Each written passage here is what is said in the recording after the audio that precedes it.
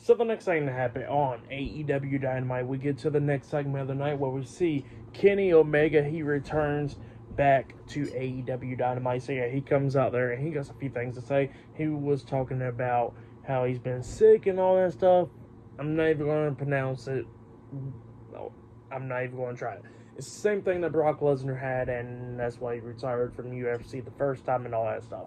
So yeah, Kenny Omega, he is there. He was talking about how there was a thing that they was talking about how he had possibly retired and all that stuff, and how he got like 10% or how much percentage or whatever. And he was talking about how they had talked about how he has to have this like some type of bag or whatever for his stomach, and then he'll have to have surgery and cut him open and all that stuff to have it, and possibly for like the rest of his life or a few months or something.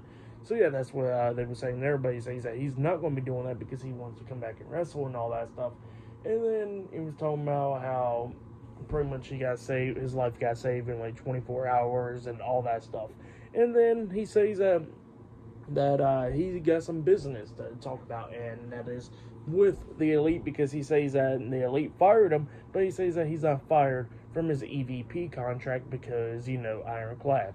So yeah, that's what he says there, and he says that, he wants to handle some business, and then all of a sudden, Kazuchika Okada comes out there, and Kenny Omega says, well, we had that 7-star match, and we had that rivalry in New Japan, so why not have that rivalry in a few months? So yeah, that's what he says there, and then all of a sudden, he gets attacked from behind by Jack Perry, and then Okada gets out the ring, passing Jack Perry is still cheered, but then, Kenny Omega starts fighting back, hitting that dragon suplex onto him, and then he hits the V-trigger onto Jack Perry, and then he tries to hit it again, and Okada sweeps up his legs, and then they beat him down, and Jack Perry lays him out and all that stuff, and then we see the Young Bucks coming out there, and then they hit the EVP trigger onto Kenny Omega, laying him out. So yeah, that's what happened there.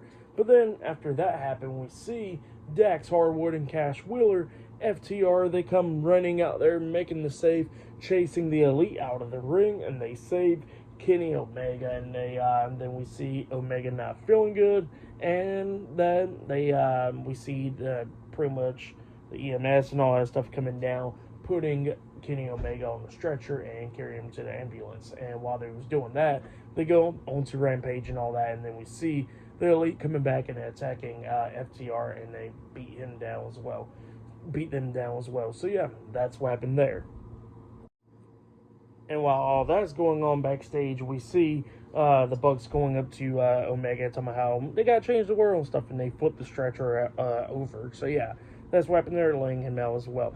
But yeah, that was the end of Dynamite and all that stuff for match of the night. I gotta say, it was Adam Copeland versus Buddy Matthews for the TNT Championship. That match was a great one. And yeah, for tonight's AEW Dynamite, I'll give it 8.5. I'll give it 9 stars. That's why I'll give it. It was a good show for the most part. So yeah, the first half for sure, but yeah, the second half was alright up until Omega and all them. That was pretty good stuff right there. But yeah, I'm not going to be talking about Rampage tonight. There's a lot of stuff to talk about. But yeah, that has been my AEW Dynamite reviews. Like, subscribe to CW Wrestling on YouTube. Subscribe to my other channel, Word of Chris. And subscribe to this channel, Chris McDaniels. And follow me on Twitter, Instagram, and both of my TikToks. I'll be down there in the description box. And I'll see you guys later for tomorrow. For tomorrow's Backlash predictions. I'll be doing that. And yeah, I'll see you guys later. Till then.